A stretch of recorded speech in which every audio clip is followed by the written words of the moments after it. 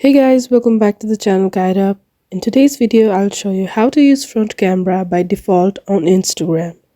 First, open Instagram app on your phone. Here we are on the welcome page. Tap on the plus icon at the bottom of the screen.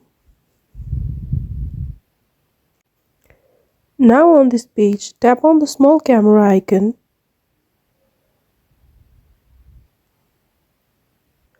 Here you can see your camera automatically opens. Now tap on the settings icon at the top right corner. Here you can see various options. Tap on always start on front camera. Then tap on done at the top right corner. Now you should be able to use front camera by default on Instagram every time you open the camera. And that's it for the video. I hope you found this video helpful. Don't forget to give this video a thumbs up, hit share and subscribe to the channel for more.